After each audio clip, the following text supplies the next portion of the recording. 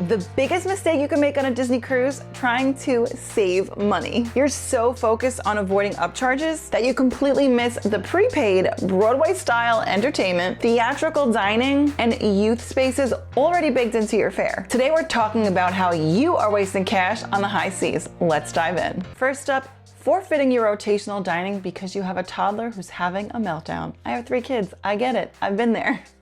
But I see this on every single sailing. It's time for dinner, your kids are exhausted from a long day out at port or a long day at the pool or just a long day of doing Disney Cruise Line things. And parents say, oh, let's just grab room service and forget about the rotational dining. You think you're choosing peace, but you're really walking away from a prepaid, high-end dinner theater show. Disney's rotational spaces aren't just restaurants. They are immersive tech and entertainment venues. Do not skip.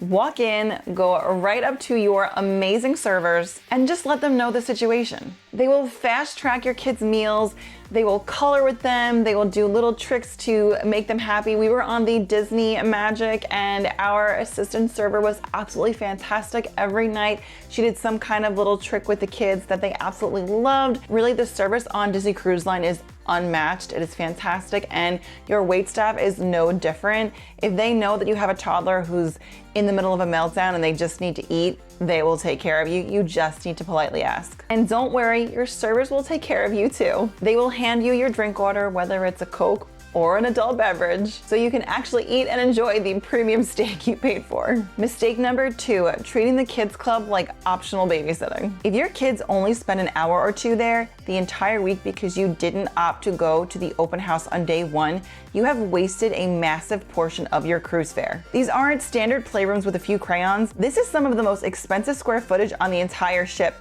built with multi-million-dollar Imagineering budgets. We're talking Marvel training simulators, Star Wars command hubs, top-tier counselor programming, and so much more. You paid a massive premium specifically for these spaces. If your kids are just sitting in the room or sitting by the pool on their iPads while you guard lounge chairs, you are losing some serious value. I also want to add that these spaces do have open houses throughout the entire cruise. So if your kids are like ours and they do not want to go to the kids clubs without you, that is also an option. Our kids absolutely love going to the kids club open houses. We spent a lot of time in Andy's room on the Magic. It was one of our favorite things to do on that particular cruise. And if you're not utilizing these spaces, whether your kids are going on their own or with you, then you are definitely throwing money away. Number 3, skipping the Disney theaters because you've already seen the movies. On any other cruise line, from what I hear, these shows are always a gamble. But not on Disney Cruise Line. We're talking full-scale Broadway-style shows with equity actors and custom effects. To take a family of 5 to see Beauty and the Beast or Aladdin on Broadway would easily cost you $500 to $700 in tickets alone. These shows are playing right downstairs, completely included in your fare. Sitting at the bar or hanging out in your stateroom while an elite cast performs downstairs, that's not relaxing, guys. It's actually throwing away hundreds of dollars in entertainment value. Number 4, treating Castaway Cay and Lookout Cay like a standard public beach. Why? Because the entire island already has so much to do. I see entire families hanging out on the beach all day without ever exploring the island. The whole point of these islands is that they are Disney's private islands and they have so much to offer there.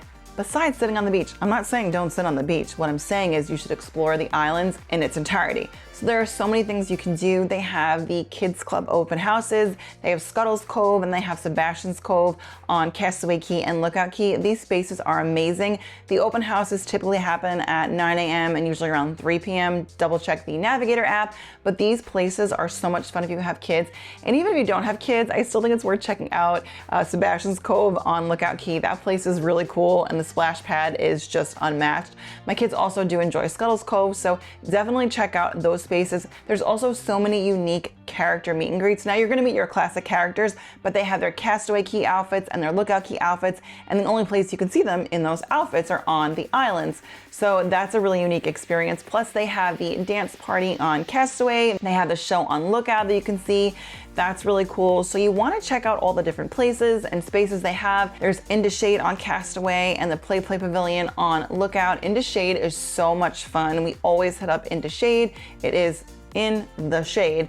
And there's things like basketball, they have foosball, giant ping pong, pool, just lots of different games you can play with your kids, or just if you're an adult and you're Disney adults and want to go do that, that's a lot of fun too. So definitely check out those places and spaces. Now, aside from the splash zones within the kids clubs, they also have Pelican Plunge on Castaway, and then they have the Rush and Gush on Lookout. Those water play areas are amazing. So on Castaway, you have to swim out to it, and on Lookout, it's on the actual island. We prefer that one because we'd rather not have to swim out and get soaking wet if we don't have to.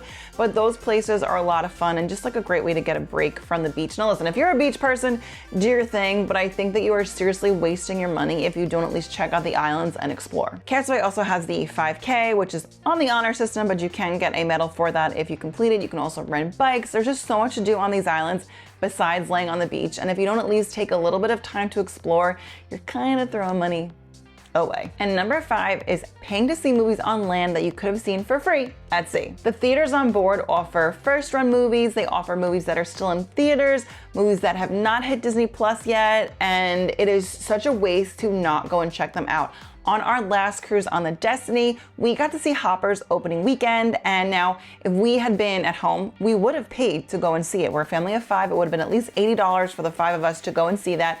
So we made it a priority to make sure we saw it on board. And when we were on the Disney Magic, we had Lilo and Stitch and Thunderbolts, and I think there was another movie as well. I can't think of it right now. Oh, Freakier Friday. So all 3 of those movies were not yet released onto Disney Plus, and some of them I think were still in theaters, and we'd seen them all in theaters already, except Freakier Friday.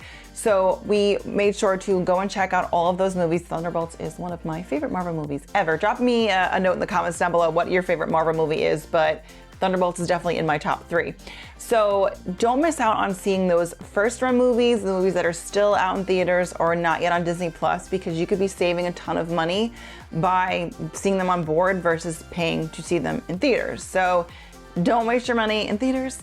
Watch it on board. Now, I want to hear from you. Which of these do you agree with? And which do you disagree with? And remember to be kind in the comments down below. Now, if you want to know how to save a ton of money on your next Disney cruise, then make sure you watch this video next. And if you made it all the way to the end of the video, leave me a little money emoji in the comments down below.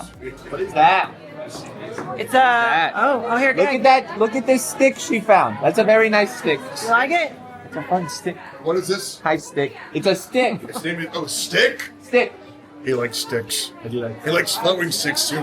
Wait till you need to eat all of your vegetables. That way you guys can have a cupcake ice cream sundae. Oh. It's very hard and those and everything good. I would know. And you make sure she has a mother careful. Listen, the chocolate tower. She'll be real sassy later, all right? Good luck. I'll see you guys. Bye.